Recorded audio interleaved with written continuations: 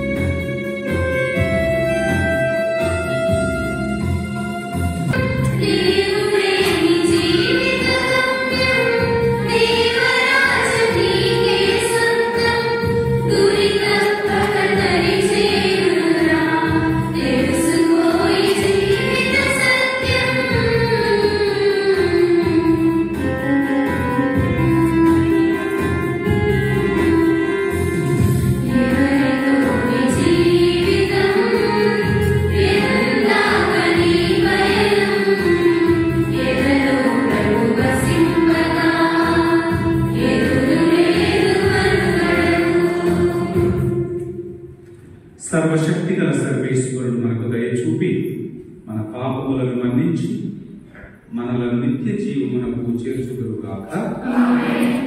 ప్రభువా దయ చూపుము, క్రీస్తువా దయ చూపుము, ప్రభువా దయ చూపుము.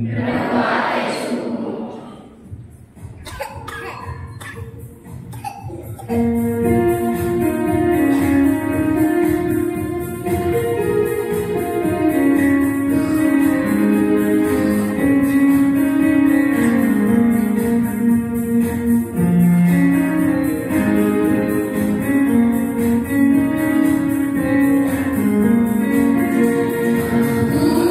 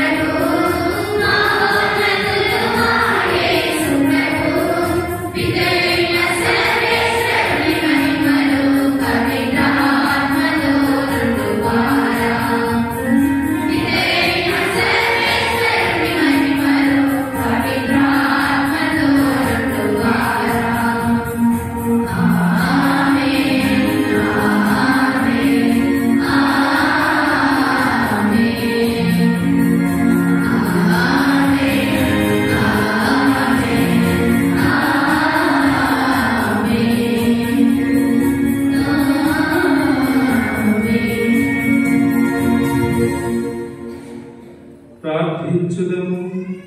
సర్వశక్తిగల నిత్య సర్వేశ్వర, క్రీస్తు యోర్దాను నదిలో బాప్తిస్మం పొందిన సమయమున పవిత్రాత్మ ఆయనపై తిరిగి వచ్చెను. అప్పుడు ఆయనే నీ ప్రియతమ కుమారుడని నీవు బాహాటముగా వెల్లడి చేసితివి. జలము పవిత్రాత్మల ద్వారా మీ దత్తపుత్రులుగా నూతన జన్మమును మేము మీ దివ్య చిత్తమునకు ఉపయుక్తముగా నిత్యము జీవించు భాగ్యమును అనుగ్రహించండి. మీతోను పవిత్రాత్మతోను కలిసి యుగ యుగములు జీవించు పాలించు మా ప్రభువును మీ కుమారుడైన యేసుక్రీస్తు ద్వారా ఈ మనవి చేయుచున్నాము.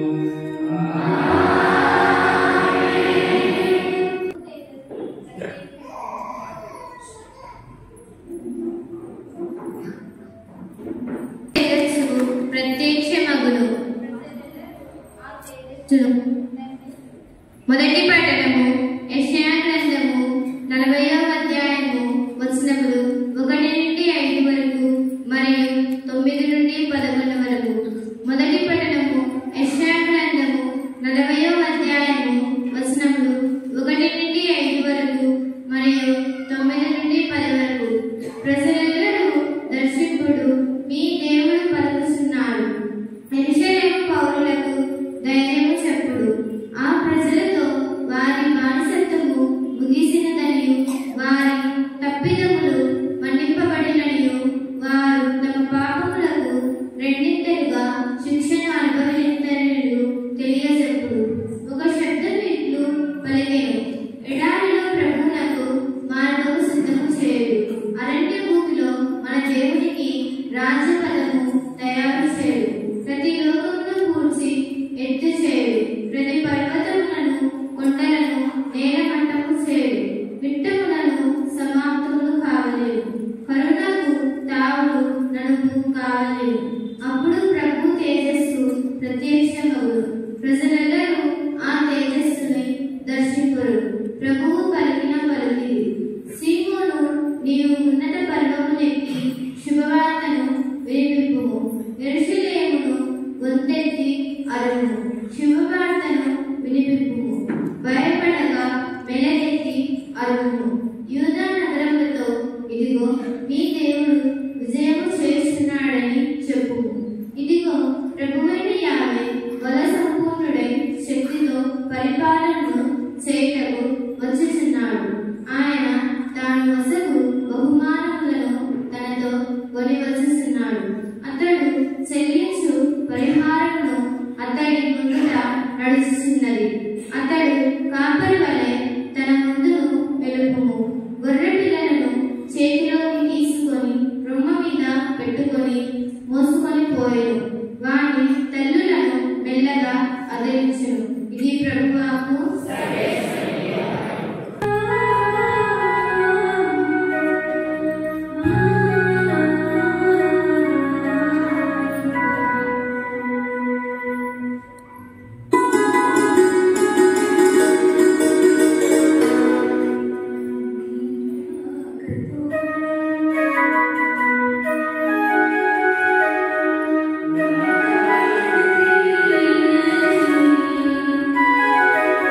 Amen.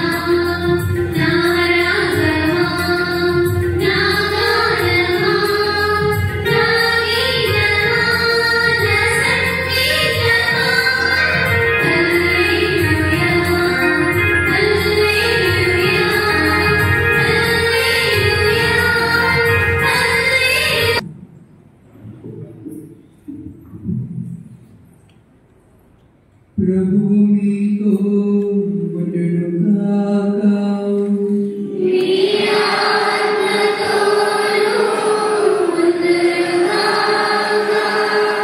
పునీత లూకా గారు రాసిన పవిత్ర సువిశేషములోని భాగము.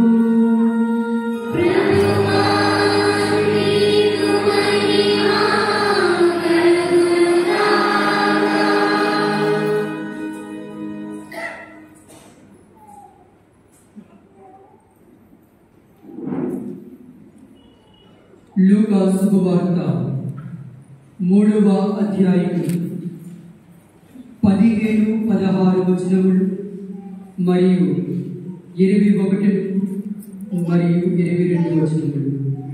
లూకా శుభవార్త 3వ అధ్యాయం 15-16 వచనములు మరియు 21-22 వచనములు.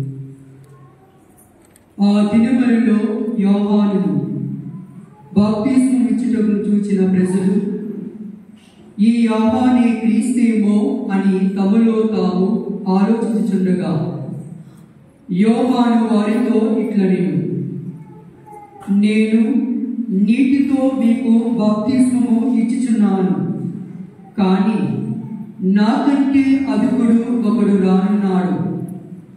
నేను ఆయన పాదరక్షల వారైనను ఇప్పటికైనను యోగ్యుడను కాను. ఆయన మీకు పవిత్రాత్మతోను అగ్నితోను జ్ఞానస్నానము చేయించెను. జనులందరూ బాప్తిస్మము పొందిన పిదప యేసు కూడా బాప్తిస్మము పొంది ప్రార్థన చేయుచుండగా ఆకాశము తెరవబడి పవిత్రాత్మ శరీర రూపమున పావురము వలె ఆయనపై దిగి వచ్చెను.